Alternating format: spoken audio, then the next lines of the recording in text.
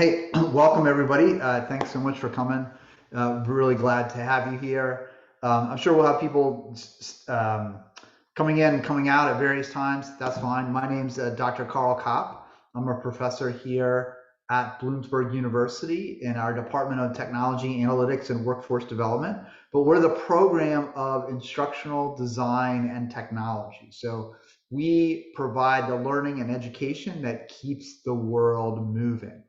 And I'd like to introduce you my colleague, Dr. Briskin, who will then introduce you to some of the students that we have with us. I'll do a little bit of background about instructional design. We'll show you some projects that the students have done, and then we'll answer any questions you have either during or at the end. So Dr. Briskin, let me turn it over to you. Hello, everyone, and welcome. I think I've seen some familiar names that I've talked to via email. As Dr. Cobb said, we're going to go through a little bit about our program, and then I will talk to you a little bit about what is required for each of the different tracks, as well as what is required for applying to the program. And then we have Rochelle Bone and Vishaka Hedge here. They are both current students in the program. Rochelle is graduating this May, and Vishaka has about two more semesters left in the program. So they'll answer any questions you have about being a student in the program, and they'll also show you some of their work that they've completed in the classes. So Rochelle and Vishaka, if you want to say hello to everyone, and then we'll let Dr. Kopp get into our presentation. Hello. Do you want me to say anything like about myself or just? Yeah, you want to do a little bit about your background? Yeah, sure. So hi, everybody. My name's Rochelle. I went to Bloomsburg for undergrad, actually, for early childhood education. And then I decided to start right up into the master's program. And I'm going to be graduating in May. Right now I'm doing my internship. So I'm a graduate assistant for Bloomsburg. And then I'm also interning with Discovery Education. Hi, everyone. My name is Vishaka, and this is my second semester into the program. I'm originally from India, so I transitioned to the US in 2021, April of 2021. And back in India, I had some experience in the learning and development space, but not necessarily instructional design. When I came here, because of the background and my passion, I chose instructional design to be the narrowed down field for me. And Bloomsburg happened to be the perfect program that I was looking for because it's very hands-on, and I'm sure you'll know more through this webinar today. Yeah, and I'm currently looking for internships, and hopefully I should be with one for the summer. Yeah, thank you. Fantastic. Thanks, Vishaka and Rochelle and Dr. Briskin. Really appreciate it. And as Vishaka indicated, one of the hallmarks of our program is an internship. So almost all of our students do an internship, and almost all our internships are paid internships. Now, of course, if you do the education track, that industry is a little bit different, but our corporate track, lots of paid internships, which is great. So let me talk a little bit about instructional technology and kind of what that's all about and kind of what we do. And you're going to be able to see it in action, and you're going to answer the question, like, who does instructional technology? Now, I would say up until a couple years ago, before the pandemic, no one really kind of knew what we did. We were a best kept secret. But now everybody kind of sort of knows what we do, but not really knows what we do. So it's a good chance for us to talk about what we really do. Our program really is about designing effective instruction. Now, we use the latest technologies and we help students learn about the field. Now, that doesn't mean we exclude stand-up instruction. We certainly go over creating instructor guides and facilitator guides. So the idea is anywhere where learning and development takes place, an instructional designer can add value. And when I say anywhere, I mean anywhere. So for example, NFL coaches are now hiring instructional designers to help them better communicate with players. We just bid on a project for the Pennsylvania Coalition Against Rape, where they need instructional designers to create courses for awareness and safety.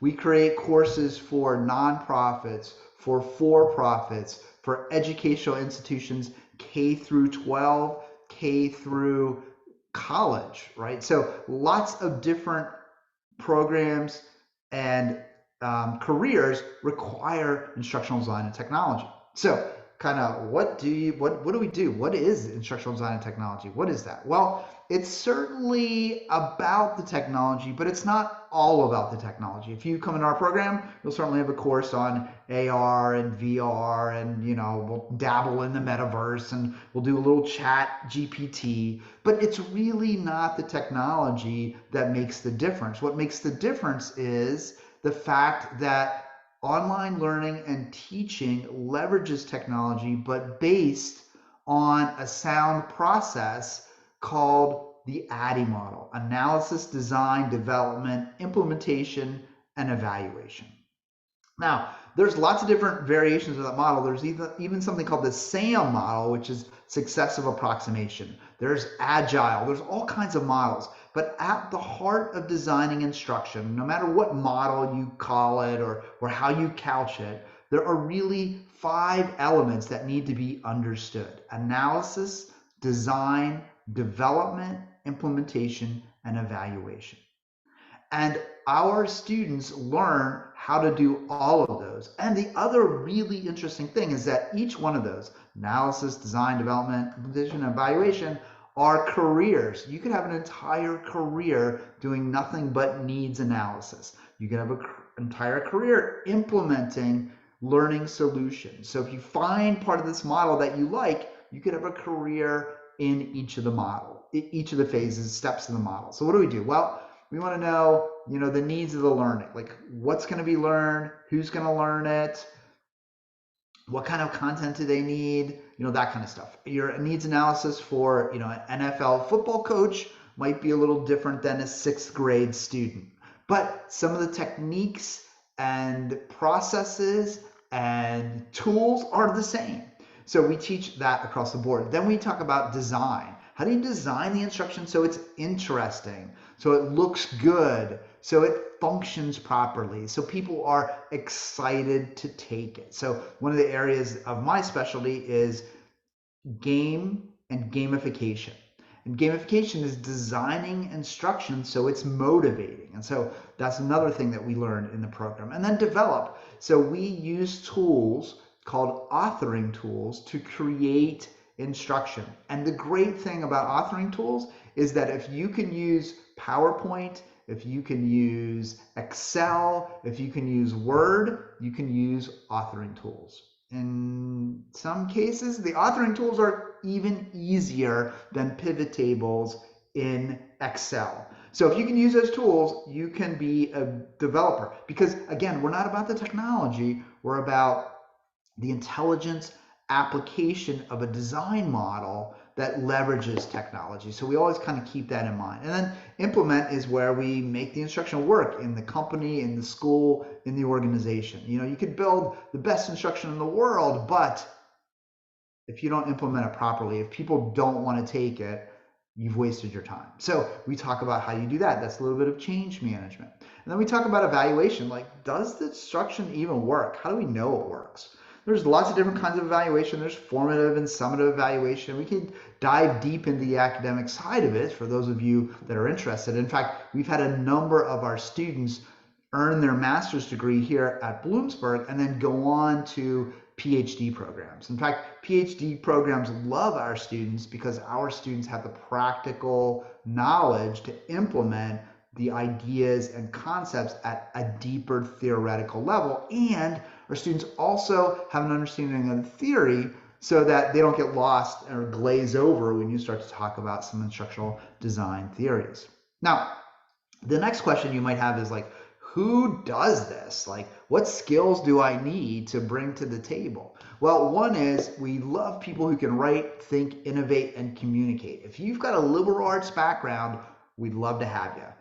In fact, some of our best students ever have come from art and music, but also philosophy and history and English and chemistry and biology. No matter what your undergraduate major is, people need to learn things. People have careers and fields where learning is required. And guess what? Liberal arts is a great grounding for that. So we've got lots of great students in liberal arts, but we also have students in technical backgrounds, software, digital forensics. Those kind of elements also work well. Because again, if you understand how people need to learn, regardless of the content, you can teach them. And that's what's kind of exciting.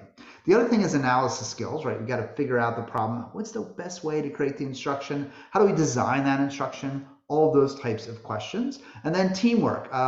You got to be a team player. So if you're not a team player, you should probably consider dropping off the webinar right now. But everybody has to be a team player. I always say, even if you are picking up garbage with somebody, right? Your job is to grab the trash cans. It's not an individual sport. Somebody's driving the truck. You're probably having somebody helping you. You're coordinating and working together. So no matter what you do, you are working with some other person.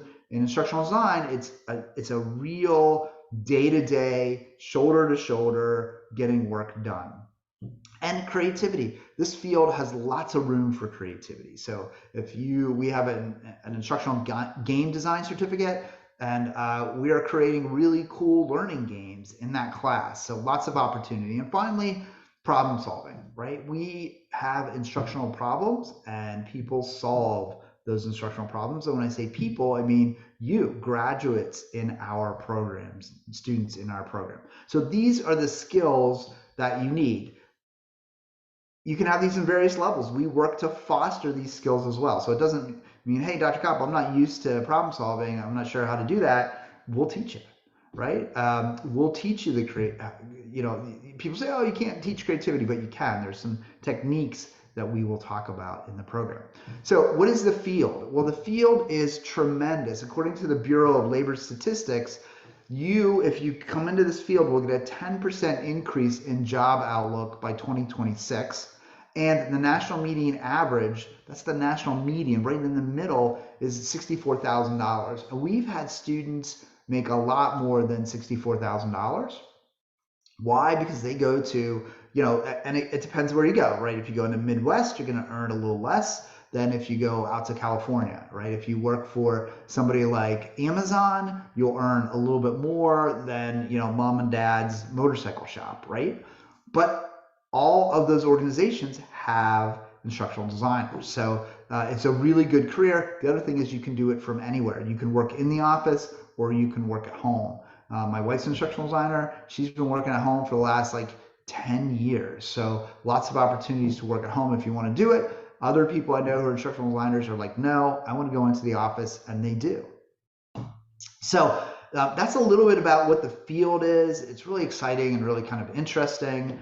And I'll turn it over to Dr. Briskin, who's going to talk about specifically about our program. There's lots of programs out there. What makes ours unique is that we give you hands-on experience, both in the coursework as well as in a required internship. And our faculty members have really rich experience in the field of instructional technology. And let me turn it over to Dr. Briskin. I'm going to share my screen here in a second to show you the two course plans. Before I do that, I know there's a question in the chat box. And Dr. Kopp, if you want to help out with this question too a little bit, because you do teach some of the gamification courses.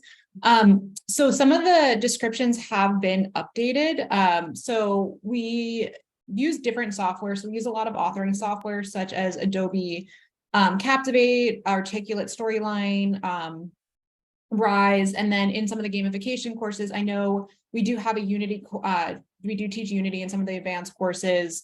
And then there's some of the programs you use for the gamification side as well. Yeah, so I use a tool called Construct 3, which is a really free tool. I know I see Shaka shaking her head. She's really into it. You can subscribe to it, but we use that in the class. We also use a tool called Enterprise Game Stack, which is a tool to create digital card games. And we also use a tool, there's a company called The Game Agency, which is part of what's called eLearning Brothers, which are now condensed down to ELB, but a very big organization in L&D. So those are the tools that we use.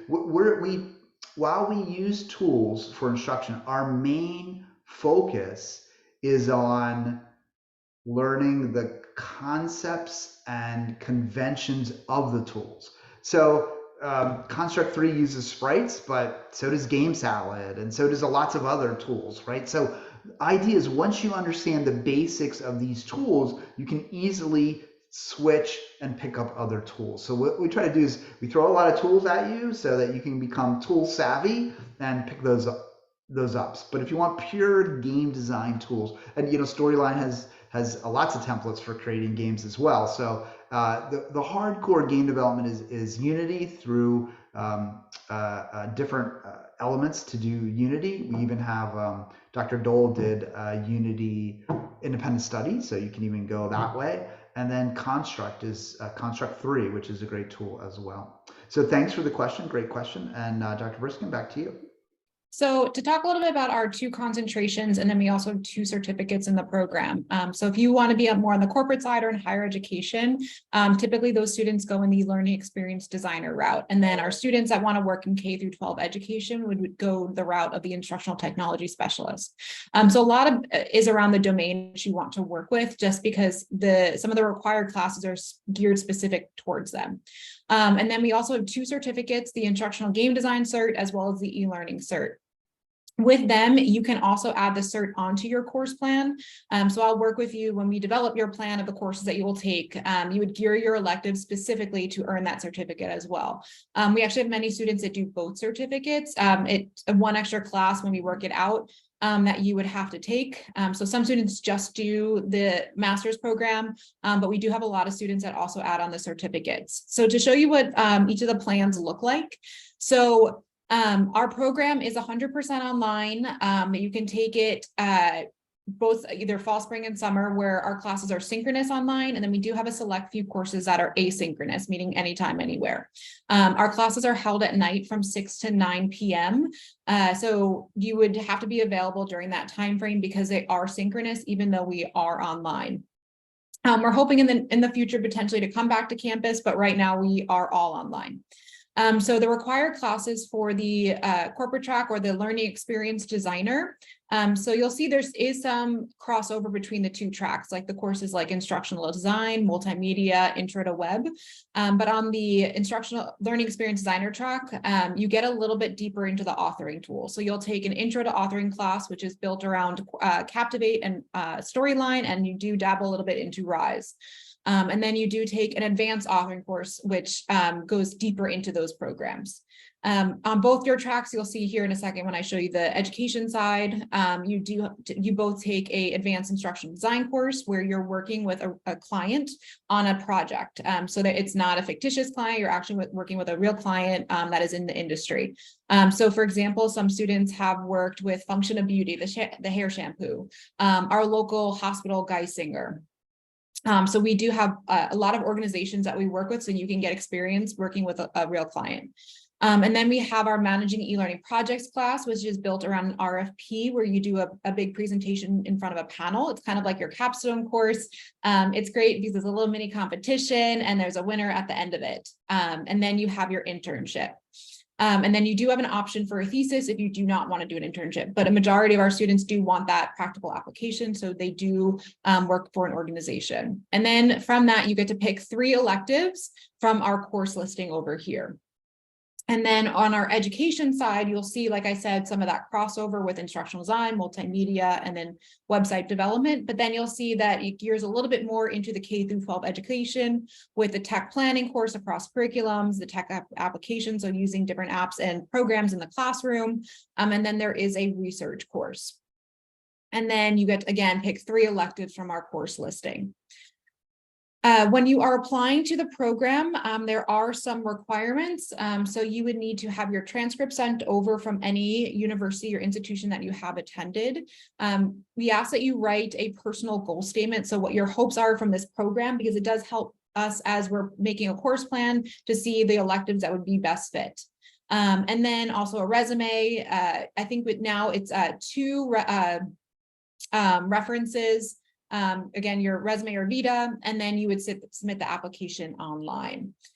So I'm actually going to stop here because I think it's a good point. So we talked a lot about our classes, but to let our current students show a little bit of the projects they've worked on in those specific classes. So I will actually let Vishaka or Rochelle, whoever wants to go first, talk a little bit about their experiences in some of those classes they've taken from those tracks. Rochelle started out as an education track and did switch over to the corporate side, but she is doing a mix. Her current internship is in education, but utilizes a lot of what she learned on more of the corporate side. And then Vishaka is on our learning experience designer track. I do believe they both are also getting the e-learning cert along the way. So that is something that they're both doing. I do see there is a question before I turn it over. So is placement. We do get into a little bit of that in our learning management class. So we do talk about CMI, XAPI, how to upload courses, utilize all the different ways that you can upload a course to an LMS and what is the right strategy for it. A lot developed or it depends on the organization that you're working with and what some of their requirements are. But yes, we do get into that in one of our elective classes. It's right here. It's the 588 Learning Management Systems.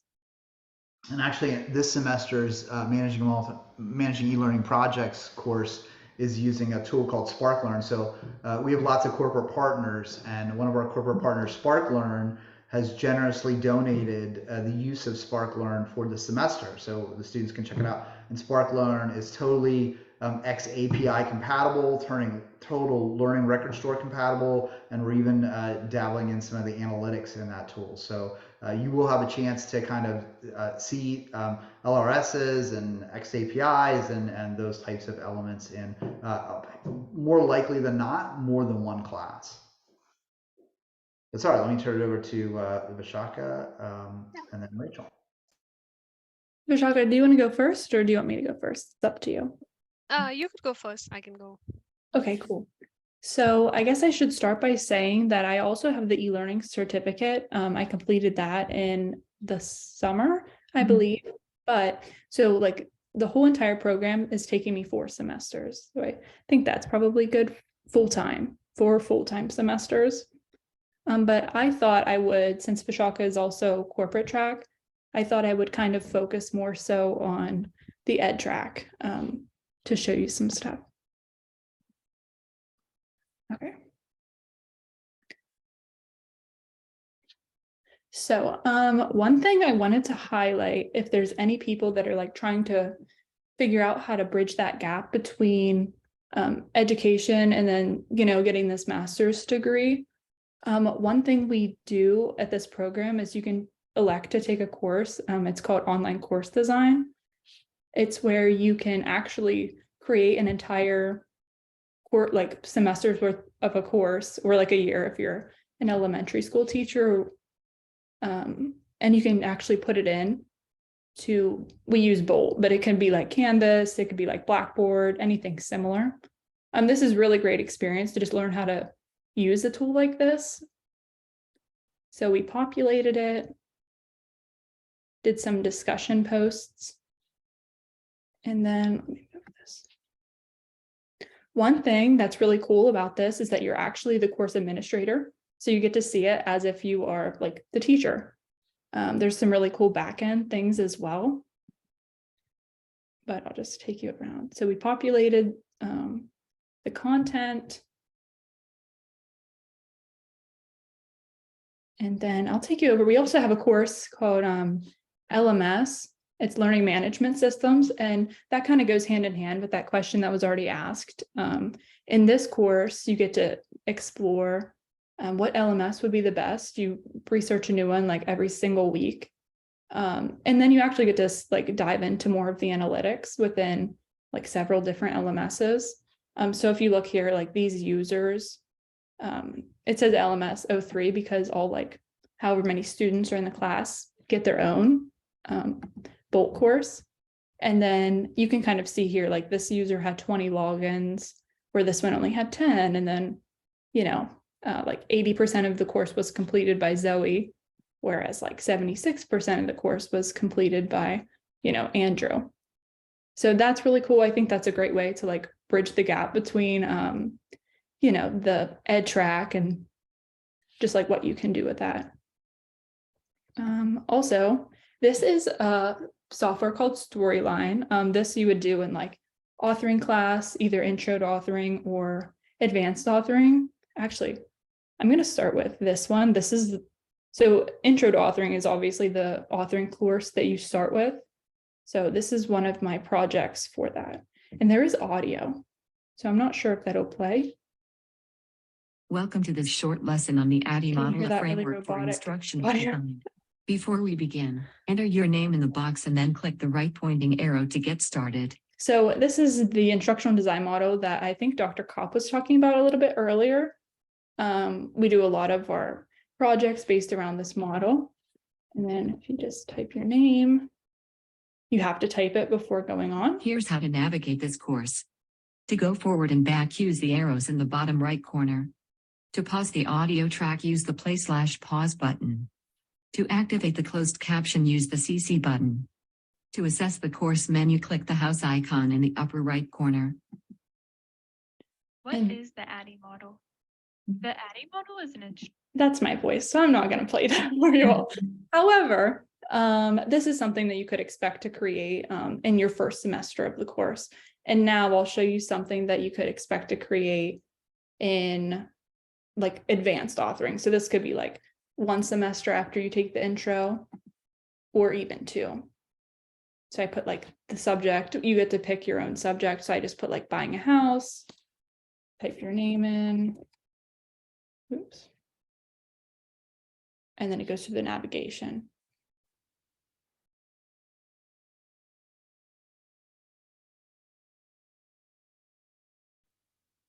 Then you can put like hover states on there.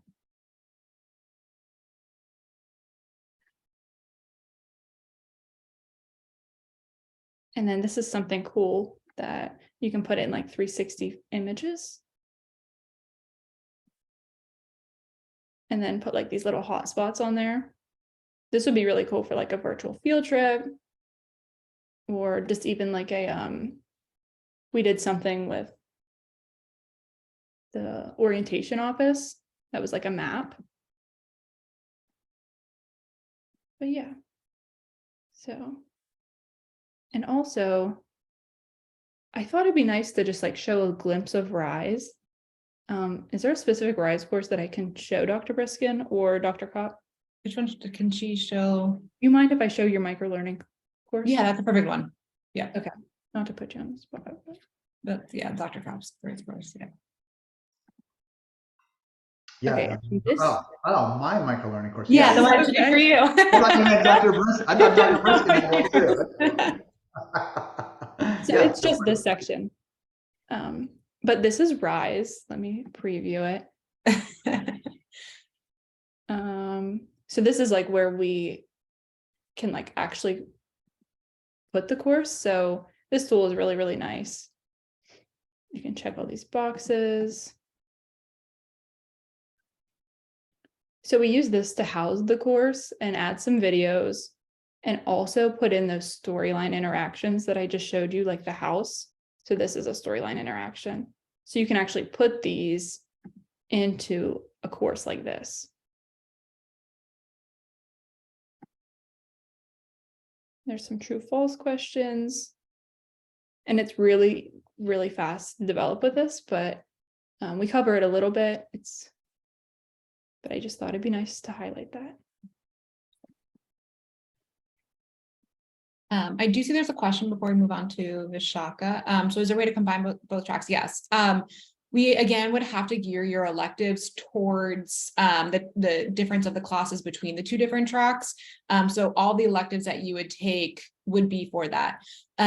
When you do your internship, if you are going after the PD endorsement, your internship would have to be in a K through 12 really school district to get that endorsement. So if you're looking for that when you're doing both tracks, you just have to make sure that your internship's in a school district.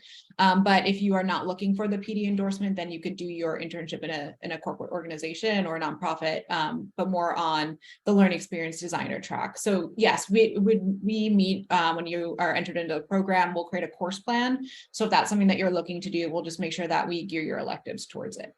And PDE is Pennsylvania Department of Education. Oh yes, yes. Didn't have time to quickly Google. Thank you. All right, Vishaka. Right. I would like to start by saying that in the learning experience designer track, you're working on multiple projects. So I'm currently doing the master's and of course the e-learning specialist third, like Rochelle is doing. And I'm also doing the game design certificate. And those are mostly courses led by Dr. Kalkap, who is known as the expert of game design. A simple Google search would, tell you all about it. But it's been a fantastic journey learning from really the expert of game design.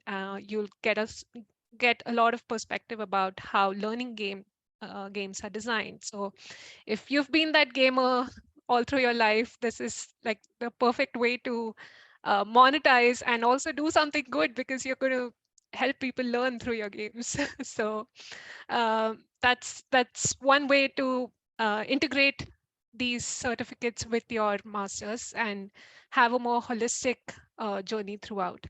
The other thing I want to say about this track is that you must be aware, no matter what groups you're part of, whether it's Facebook or LinkedIn, everyone talks about needing a portfolio. So, and you, I mean, I'm sure I was there about a year ago. I was like, I don't know what to include in my portfolio. What subjects do I work on? I've worked on some projects in the past, but obviously they have NDAs because they're with organizations and you can't add that content to your portfolio. You can't show it up.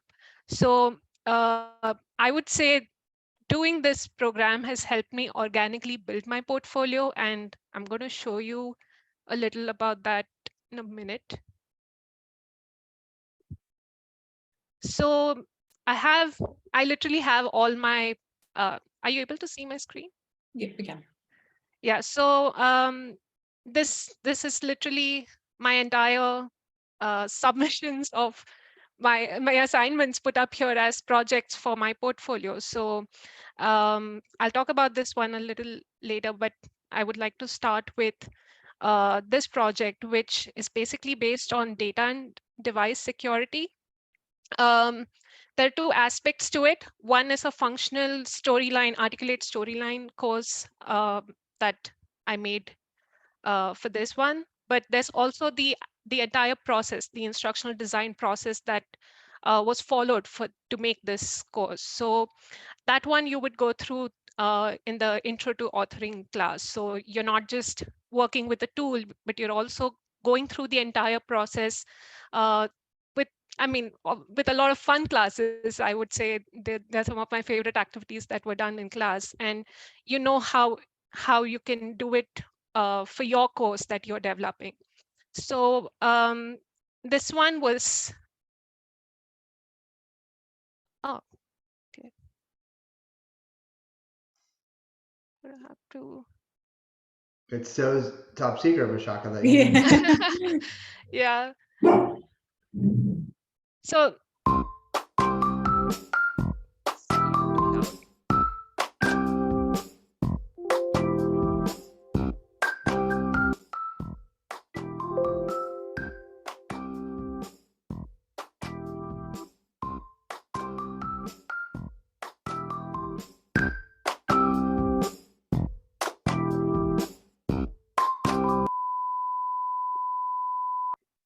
So this course was, this follows the instructional design process, but the outcome is a fully functional storyline project that I was able to create.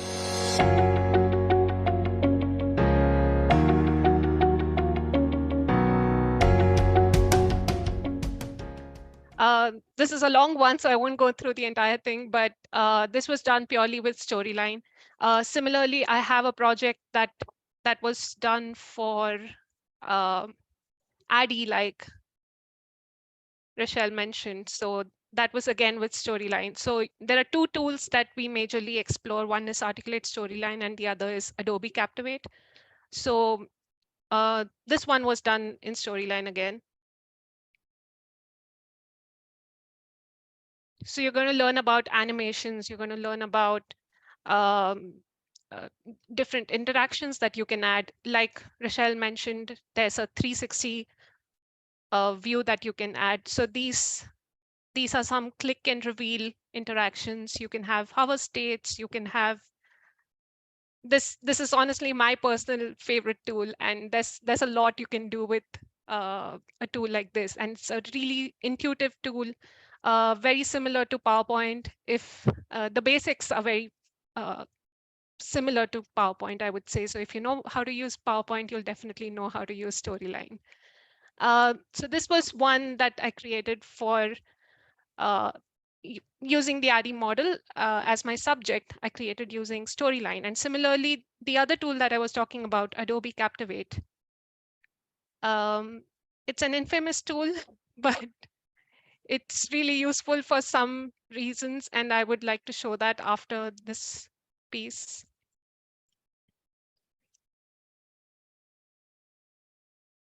So just like you can do so much with Storyline, you can do equally with Adobe Captivate.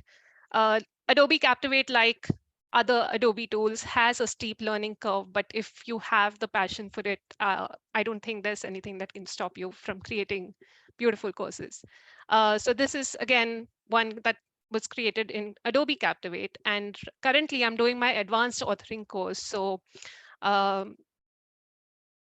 here, we do work with JavaScript a little. So if you have some background in coding or would like to dabble in it, this is a good way to start, because you're just kind of understanding how JavaScript can be integrated with tools like these and make your course much more dynamic. So you could put up random challenges. So there's a random factor that you can add in your course through JavaScript. For example,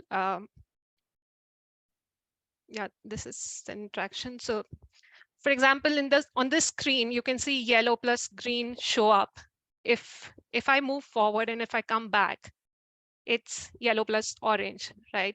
So there is a random display of questions that you can do with JavaScript. So you can kind of download documents and stuff like that. There's a lot of dynamic features that you can bring into your course with JavaScript, and that's what we're learning to do right now in the advanced authoring course. The rest of it is what you have from the intro course, and you kind of build on it in your advanced authoring course. So this is, again, one project that was done with Adobe Captivate. And I have my projects categorized as, specialized e-learning projects, simulations. This is something I will get into right now. Simulations is something that you can do very easily with Adobe Captivate. It really makes it intuitive. It makes it an intuitive process to create something like this. So this is an example of how you would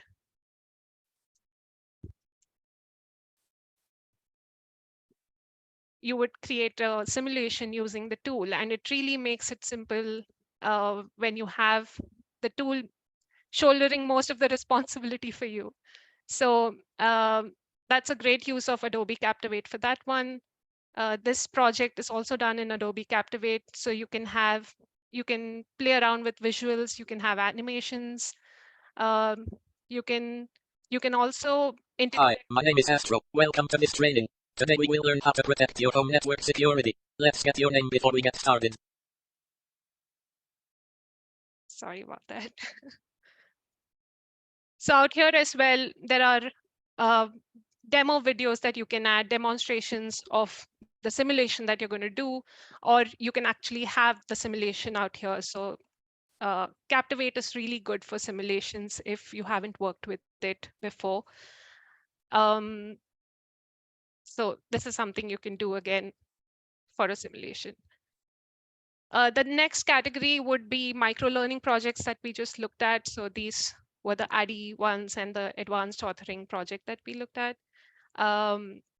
This one is a branching scenario using a tool called Branch Track. And this was made in my scenario-based learning class with Dr. Kaab. So out here, you basically feed information into a tool, which really creates this neat scenario for you. So I think I would say, I'm sorry, Dr. Kaab, but it's the least amount of effort from my end as a developer for this to create something like this. I mean, it looks like this. I've done a lot, but really this has been the least of my efforts. But of course, the scenario-based learning is so much more than just creating or using a tool. It's really about what you bring into the scenario and how you're branching out, what are the consequences for certain decisions that you make along the way.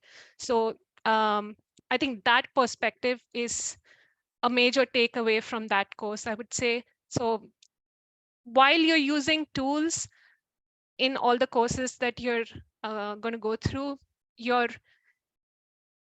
they become your support mechanism, but you're really learning a lot of theory in a practical way, I would say. That's how I would put it, for this program. Next one, I think, yeah, my last piece that I would like to talk about is the project that I created for DevLearn, which I got a chance to showcase my project last year at the DevLearn conference that happens in Vegas every year. It's a huge e-learning conference, and you'll see you'll see some great keynote speakers. You'll see some great companies come up with their products there, and also vendors and students showcasing their projects. So my project was about Nana's remedies. For this, as a student at Bloomsburg, you kind of have to submit your idea as to what project you would like to work on. And if you're selected, you get to work on this idea, flesh it out into a project, and present it at DevLearn at the Demo Fest.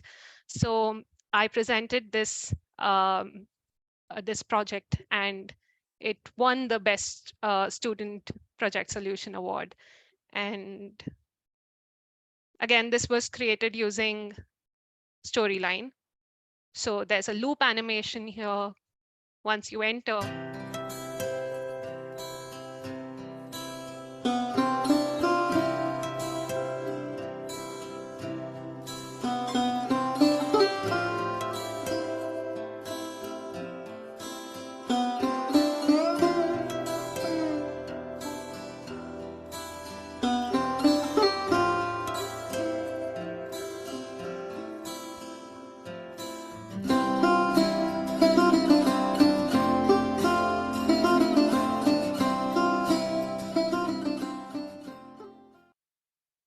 so while creating this project, I was doing my intro to authoring course, and a lot of what I was learning in class, I was able to build on it further and really, extract things that I needed to use for my project. So, of course, there is the e-learning community, the e-learning heroes community, or YouTube videos and things like that. Resources available on the internet, but you essentially need to know what you have to do to search how you need to do it. So I think I was able to get a lot of information in my class, and they kind of went hand in hand when I was doing this project. So I was able to create a lot of things using the information that I was learning on a day-to-day basis while going through class. So this project had 3 stages. The first stage is where you get to know the remedies. So this one used a click and reveal interaction of sorts. So you kind of go through remedies here. And then you go through these 5 remedies, and then you go to the next stage, which is basically a shopping stage, and you go and shop for ingredients against a timer. So there are the rules here. You go shopping and you select ingredients, and it would tell you if you're correct. So if your back turns red, you're incorrect. And if you're wow.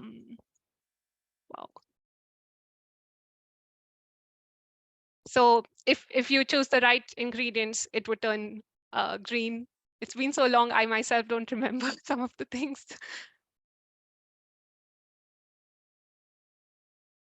Yeah, this one. So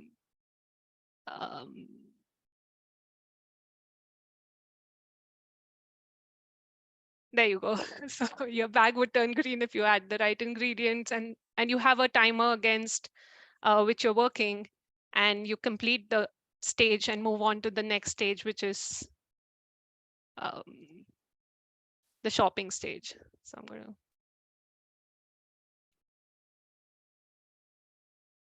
So there's the last stage, which is basically a quiz with gamified elements. So there is a rule book. You should select a player for yourself, and you're basically, you have to move through this journey to heal Maru, who is ill, and you have a dice roll and you move pieces, you answer questions. If you answer correctly, your health meter turns green. You also don't lose lives, and that's how you proceed through this journey. And again, this includes most of the basics of storyline and what you would learn in Intro to Authoring. There's hardly any JavaScript that I've used in this stage. It's more of working with different layers and different movements, and there is something called triggers in storyline. So it's all logical in a way. So if you can understand the logic, you will be able to create things using that. So that's how I've created most of the interactions in stages 2 and 3 for this project. It looks complex, but it really wasn't once you kind of get the logic behind what you're doing. That's all. I think if there are any questions, I could.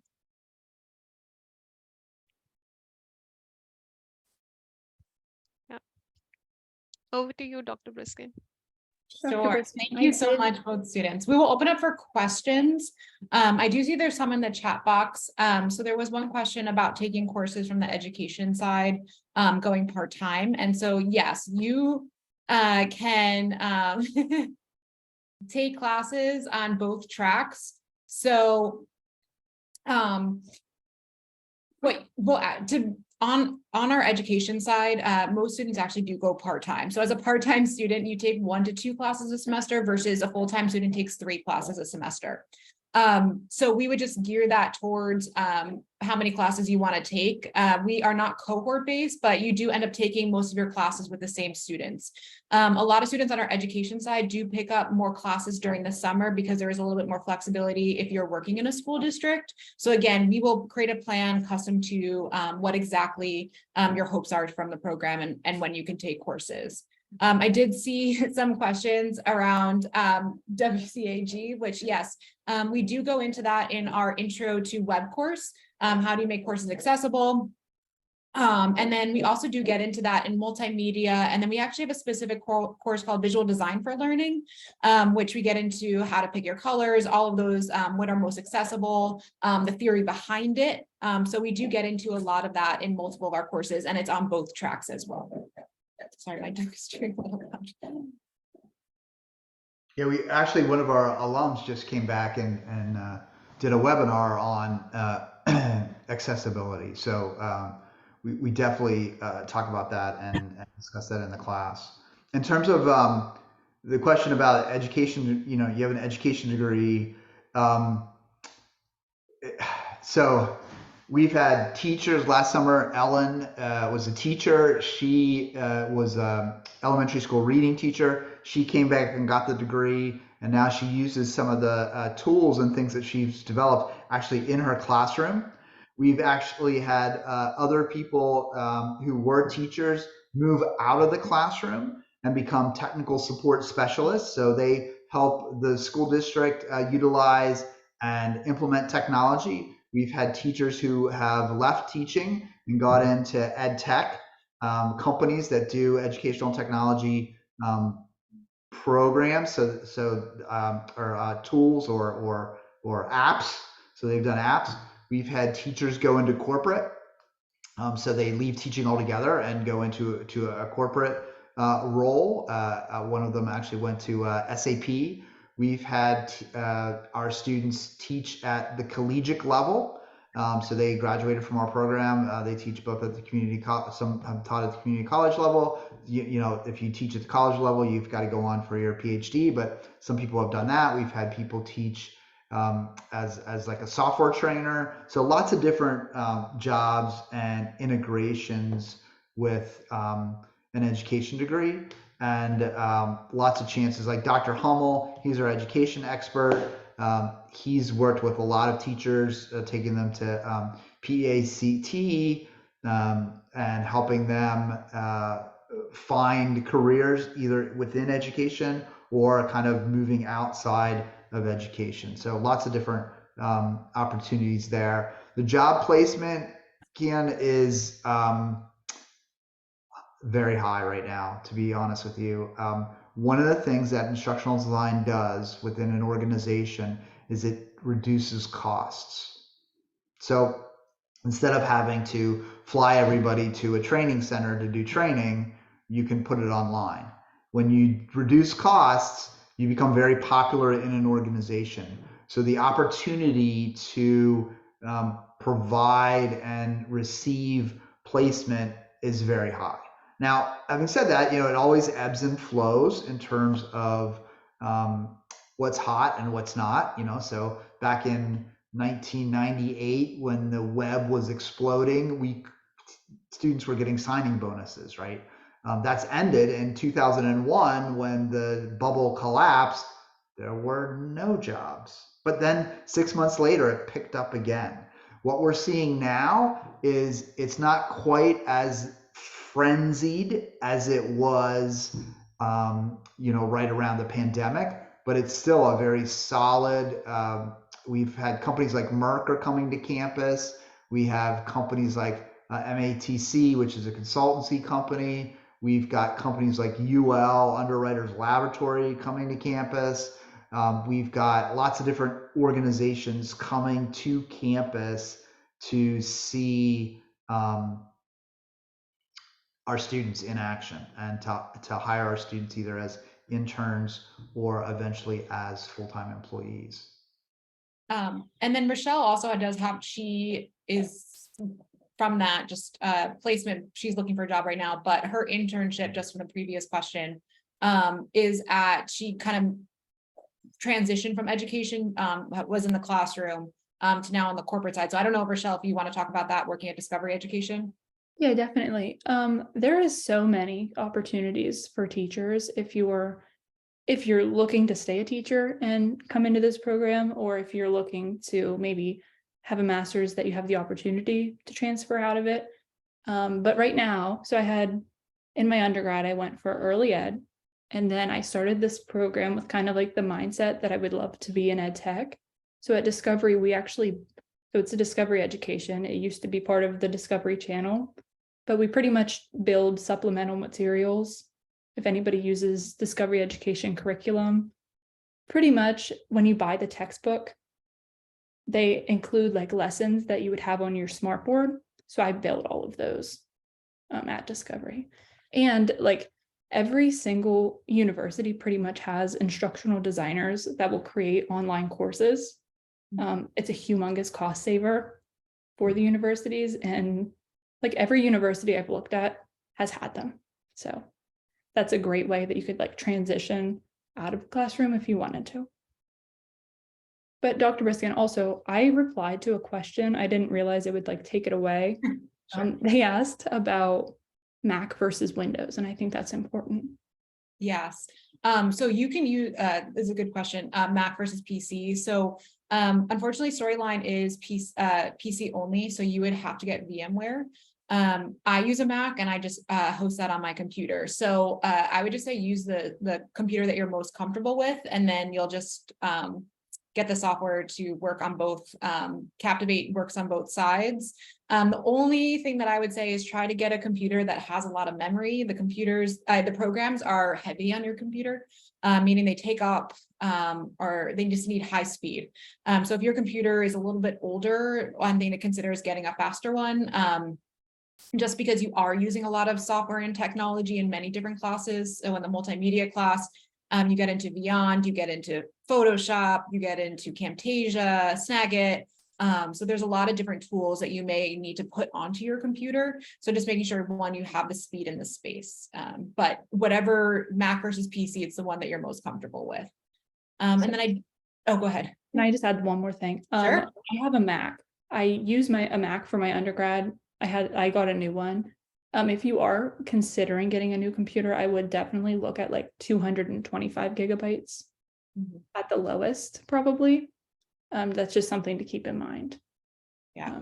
But Rochelle went through that. Her computer was older and she had to get one through the program to make it a little bit. 2017 MacBook, it was the best for me, but yeah, definitely 225. I think the one I have right now is 1 terabyte, which is crazy amount of storage. You do not need that much, but like 225 to 512 probably.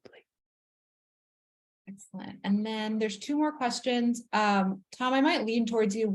I'm not sure what they're exactly putting on the diploma. I'm pretty sure that is Commonwealth dash Bloomsburg. Is that correct? Yes, that is correct. Yes. Actually, you will see both names, is my understanding. Okay. You'll see Bloomsburg in a more prominent location, and Commonwealth University would be in a smaller location. Would be written smaller, not in a smaller location. I hope that answers the question. And then the last question about the application on the program.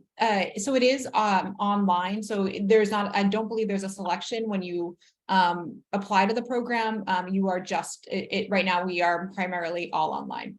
So it just automatically is the option. We are hoping in the future to potentially come back to campus, but right now just we have students all over. So Vishaka is actually in California. Rochelle is right down the road, about an hour away. So we have students located all over. So we're just finding that right now we're going to stay primarily synchronous online.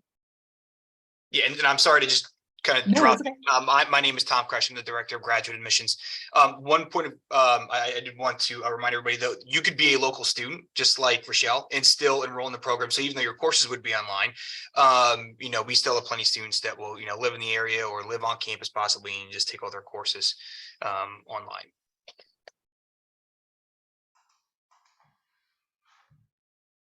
Oh, and I should say one more thing. If you attended this virtual event, we will be waiving the application fee. So we call that a $35 scholarship, which is a tough thing to say with a straight face. So if anyone who's in attendance who is planning to apply, please feel free to email me. And I will put my email in the chat.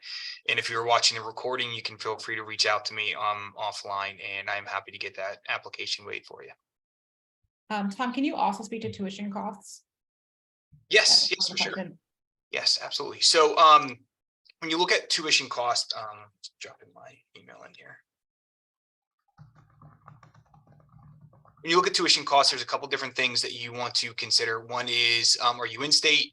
Are you out of state? And what semester are you taking the courses? Also, how many classes you take obviously would affect how much you're paying. But what I can give you is just kind of like the generic cost in state, out of state per class. Just bringing that up right now. Should have had this at the ready. Sorry about that. That's okay, Tom. In the meantime, as you do that, there is an opportunity if you come to Bloomsburg as an undergraduate to take courses as an undergraduate in your junior and senior year, provided you have enough credits. that will count both as an elective for your undergraduate and toward your master's program. So you can, in 5 years, have an undergraduate and a master's program from Bloomsburg University. Just to add to that, you do have to take the classes at the 500 level. So if you're a current student and say you're taking one of our classes, multimedia, at the 400 level, when you come into our program, you would take a different class, but the classes do need to be taken at a 500 level to dual count. So a lot of times we do have students that, as Dr. Kopp said, that are in their junior, senior year. We'll work with them to work through something called the early admit process. And you can take up to four classes that would count for both of your degrees. Yes, and so for a 3-credit course, that's each class is 3 credits. For in-state graduate students, it would be $1,886. Sorry, I almost said 18,000. I want people to faint. So if I would say probably, Dr. Briskin, Dr. Kopp, most students are probably taking 9 credits a semester. That as a full-time. As a full-time student, all right. So for 9 credits, for an in-state student, you're looking at $5,647 for tuition and fees combined. Okay, so that would be the commitment. Now, obviously, if you have a graduate assistantship, there might be a way to offset the cost, but that's kind of like the baseline of what you would be looking at per semester. So we do have scholarships in our program that you can apply to, and we do have something called the Graduate Assistant Program. Rochelle and Vishaka are both actually graduate assistants, so I can ask Rochelle to talk a little bit about that too. As a graduate assistant, you do need to be a full-time student, meaning taking 9 credits, and you work for us 10 hours per week, and 2 of your 3 classes will be paid for, and you do get a small stipend as well. So it's a really nice kind of deal that you do get, but the best part of it is that you get to work with the faculty and your peers working on real projects. So this semester, we're working with a company called Shatterbox. We worked with Penske. We've worked with a ton of different organizations where you're getting real world experience to also further your portfolio and just your experience working as a learning experience designer. So Rochelle is also a GA, so you can talk a little bit about what your experiences are like. Yeah, so as a GA, I think every semester it ranges from about 6 of us to anywhere to 10, and we'll all kind of split projects. I think this semester we have about 3 projects, maybe 2 that we're working on. But it gives you, whenever I'm going to like graduate in May, I'll already have like a full year of experience. And you actually get to develop for real world clients, which is something that a lot of, if you're going to go the corporate route, a lot of people are really looking for. Like, do you have that experience, talking to a client? And you get that with the graduate assistantship. So I can't, recommend it more. You do get a little stipend. I think you work like 10 hours a week and get a little bit of a paycheck. So that's nice coming in. And some teachers do it in the summer as well. We've had a few of those. So yeah, definitely highly recommend.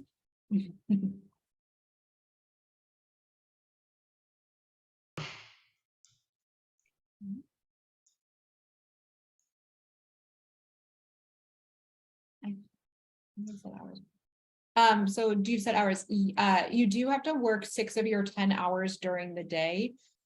So we have something called block hours, where prior to the semester, you'll pick these blocks and you'll work in a Zoom room. And we do that because you are working with peers on projects. So it's important that you're able to meet with them. It also gives us a time to know when you're available so you can meet with clients or us as faculty who are mentoring you through this, that we come into the rooms and we'll work with you on those projects. So you will know that the blocks ahead of the semester, you'll pick 6 of your 10 hours that you work in those blocks, and then 4 of those hours you work on your own time. Typically our GAs are working Monday through Friday. You're not working weekends.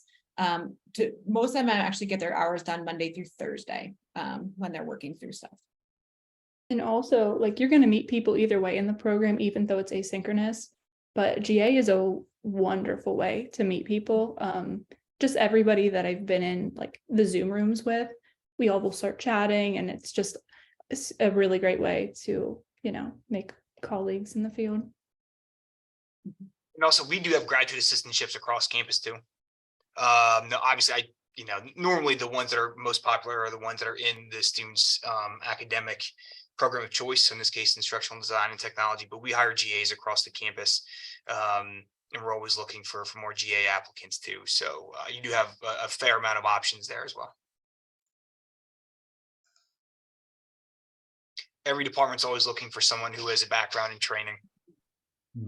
Yeah, we have students that work in other departments as well. So unfortunately, we can't give one to everyone. Other departments come to us and request our students to help. So we have one working over the dean's office, IMDC, which is our campus, our central location on campus for help for faculty. They put out a lot of training for the university. So yeah, so we have students also work as instructional designers for other departments as well.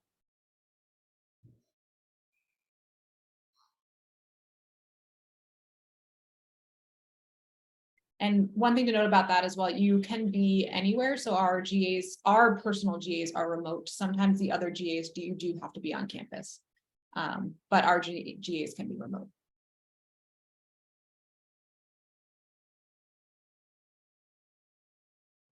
Does anybody else have any other questions? Yeah, there's one more. Yeah, so they're weeknights from 6 to 9 p.m. Monday through Thursday. They do meet one night per week.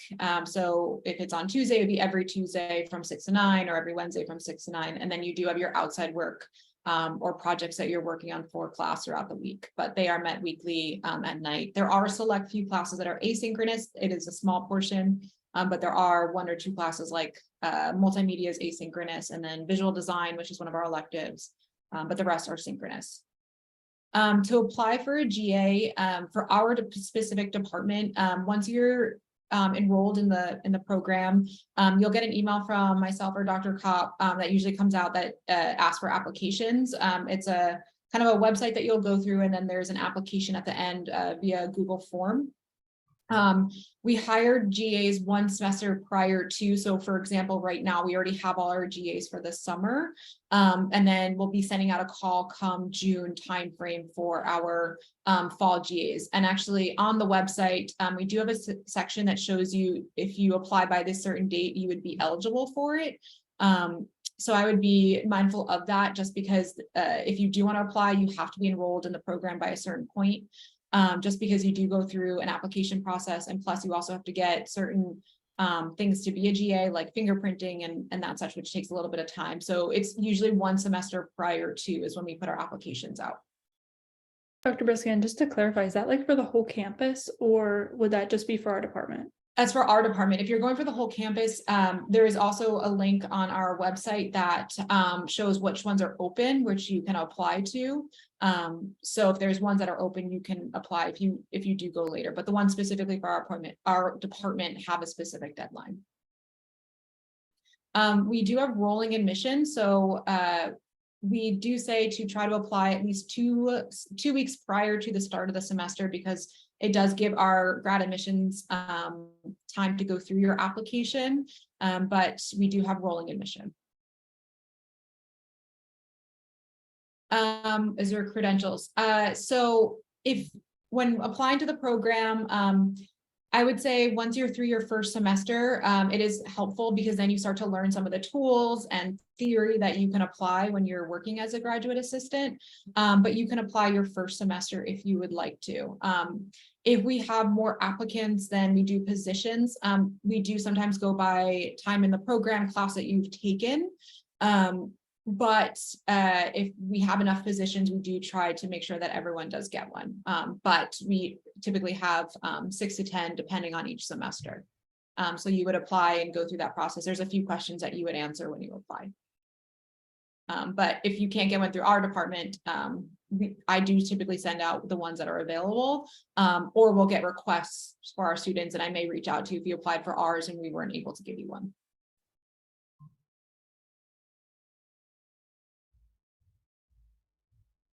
Yeah, these are great questions. Yeah, good group. If you have a bachelor's and associate's, so we have something called an automatic admit process. So if you have a 3.0 or above, you will be automatically accepted into the program. If you are below, it does not mean that you won't get accepted into it. So we would just look through your application holistically. But we do have an automatic admit with a 3.0. If you are an undergrad right now and you're looking to do the early admit process, you do have to have a 3.0 to apply for early admit and be at 90 credits. We do not require GREs. Yeah, and mainly that's because we found they weren't a good predictor of success because we're such a hands-on program. People that tended to do really, really well in the GREs weren't as comfortable with some of the hands-on work that we do. There have been a lot of studies that indicate that the GRE is not necessarily a great predictor. We were just having a virtual event last night with another grad program, and their study said the same thing. Yeah. So a good career not to go into would be developing assessment tests. Throwing it out there. It is required to have letters of recommendation.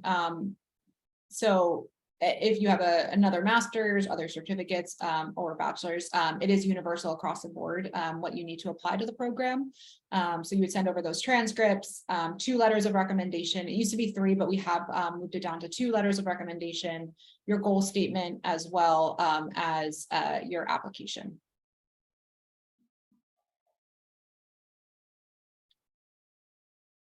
If you already have a master's degree in education, will you still need to provide the letters of rec? Yes, so that was, yes. Oh, yes, okay. yeah. Sorry about that. Yeah. Yep, so everyone just need to provide letters of recommendation. Dr. Copperfield, I got to hear more about the NFL teams hiring instructional designers. That's pretty cool. Yeah, isn't that cool? Yeah, I'm trying to see if what I can swing there. That's pretty neat. Just saw the Jets had one posted. Yeah, that's him. Oh, really? Nice. That's pretty cool. I mean, I'm not And he hired a teacher. They hired a teacher. So. Oh yeah, I saw that. If you look at the background of the instructional designer, was a teacher. And I know the Broncos hire too. Wow.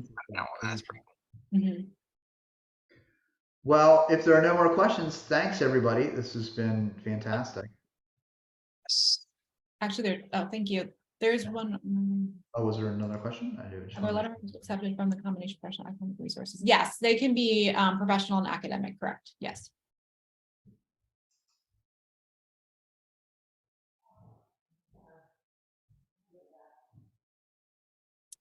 Thank you, everyone. You have our emails if you have any other further questions, and we hope to see your applications and see you this summer or fall.